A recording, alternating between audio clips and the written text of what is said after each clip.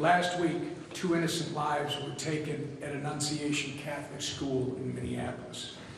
As a Minnesotan, a father and Catholic, words cannot begin to describe the amount of heartbreak and anger we feel over this unspeakable act of evil. Our prayers continue to be with the victims, their families, and everyone who is impacted by this horrific event. We pray because, despite what some may say, prayer is powerful. Thank you to FBI Director Patel, Deputy Director Bongino, and to our local law enforcement for all their efforts. Thank you to President Trump for reaching out to Governor Walz to offer support and ordering that all flags be flown at half-staff in honor of the victims. And thank you to Vice President J.D. Vance for being in Minnesota today to pay his respects to the victims of this tragedy and their families. They need to know that someone cares. This senseless tragedy was carried out by a very broken and deranged individual.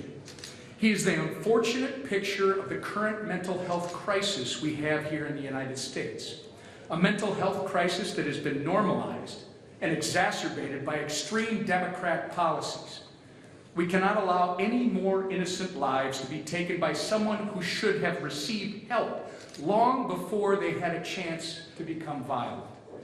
Not to mention the far left anti-law enforcement policies of Tim Walz and Democrats in Minnesota that encourage crime. The way forward is to address the mental health crisis and empower law enforcement to crack down on crime, just as President Trump has done right here in our nation's capital. The American people elected our Republican trifecta with a mandate to restore law, order, and prosperity to our communities. And that is exactly what we have done over the last 7 months. This August, I had the privilege of being back in my home state to discuss how Republicans' working families tax cut is benefiting Minnesotans.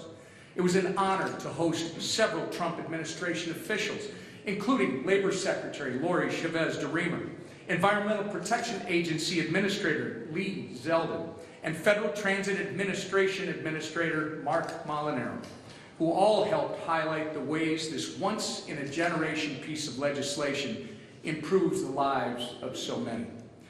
From no tax on tips and overtime to historic tax relief for American manufacturers that you just heard about from Tom, Minnesota workers and businesses are benefiting from this monumental bill. While in my district, I got to visit New Flyer's bus manufacturing plant alongside FTA Administrator Molinaro, American manufacturers like New Flyer can expect a major boost thanks to provisions like full expensing and bonus depreciation.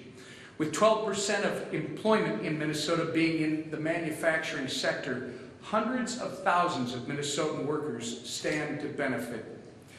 The Republican trifecta's working families tax cut unleashes growth and opportunity like never before, and we're just getting started. With that, I turn it over to our great leader, Steve Scalise.